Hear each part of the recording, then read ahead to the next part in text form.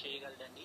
Hats off for Hosea. హోషేయకి మనము మన యొక్క తలలో వచ్చి నమస్కారం చేయాలి. And then he says, ఆ తర్వాత అక్కడ వ్రాయబడుతున్నది, I will destroy everything of hers, ఆమె కలిగి ఉన్నటువంటి దాని అంతటి నేను తీసివేస్తుంది.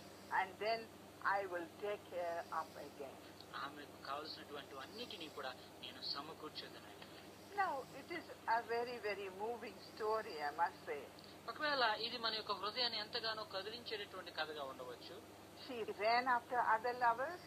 ఆమె మరి ఒకరి వైపుగా ఆమె తన వైపు చూపును కలిగి ఉన్నది. Again, the Hosea says, think again and return to your husband. మరలా హోషేయ భక్తుడు అంటూ ఉన్నాడు, నీ ఒకసారి ఆలోచన చేయి, నీ భర్త దగ్గరికి తిరిగి రమ్ము అని. All the silver and gold that Gomer had, and she was worshipping all those idolatry, was the money of Hosea.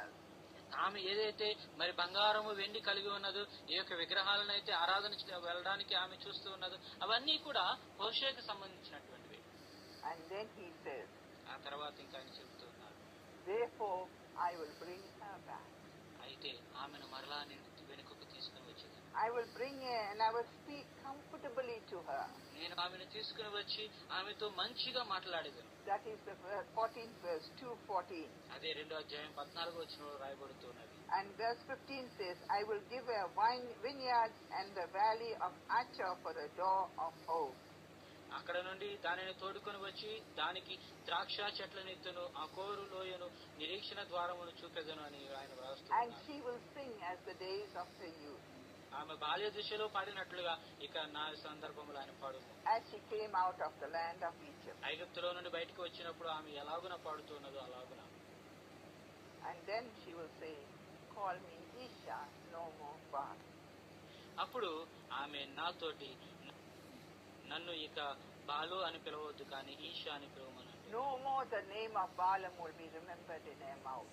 ఆమె యొక్క జీవితంలో ఇక బయలుదేవత అనేటువంటి పేరు ఇక ఎన్నడూ జ్ఞాపకము రాదు.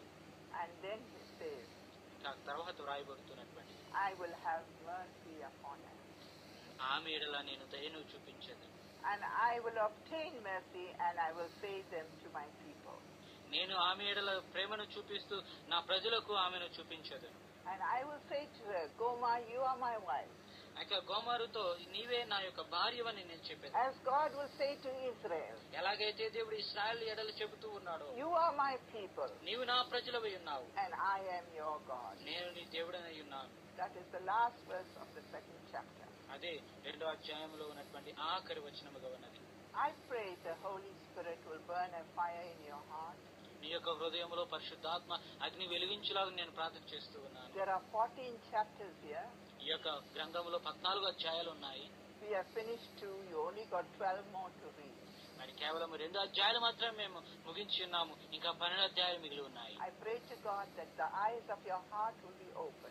మీ యొక్క హృదయ నేత్రములు తెరవబడులాగా నేను దేవునికి ప్రార్థన చేస్తూ And ఉన్నాను. you will be blessed reading the book of Hosea. ఈ యొక్క గ్రంథాన్ని మీరు చదవడం వల్ల ఎంతో ఆశీర్వదించబడదు.